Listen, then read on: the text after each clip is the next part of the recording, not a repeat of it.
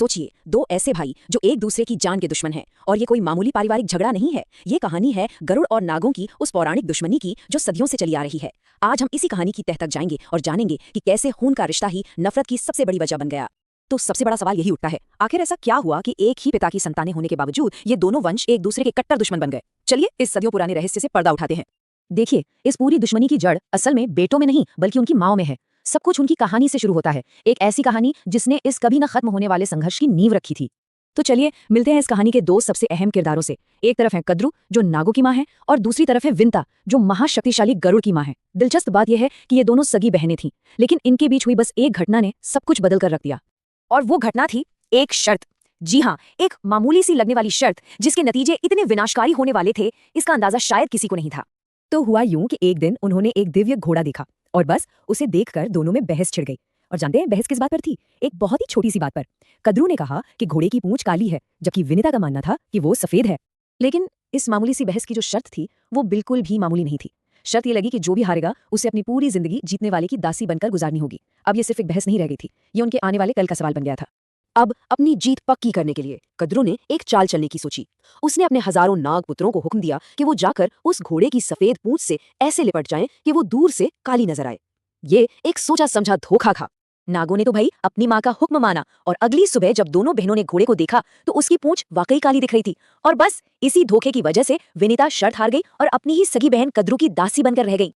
अब कई साल बीत गए।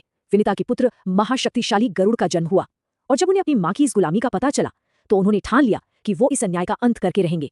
तो गरुड़ बिना समय गवाए सीधे अपने सौतेले भाइयों यानी नागों के पास पहुंचे और अपनी माँ की आजादी का रास्ता पूछा। वो अपनी माँ को आजाद कराने के लिए कोई भी कीमत चुकाने को तैयार थे, और नागों ने आजादी के बदले एक ऐसी चीज मांग ली जिसे हासिल करना लगभग नामुमकिन था।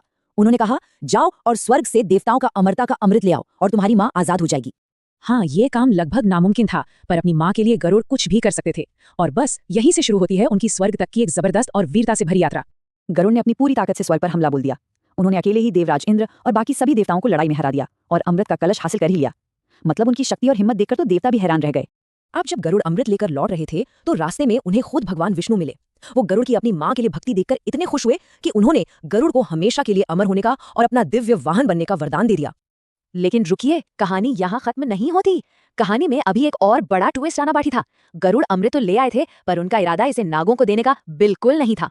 अपना अमृत कलश हारकर देवराज इंद्र गरुड़ के पास आए और उनसे अमृत वापस मांगा।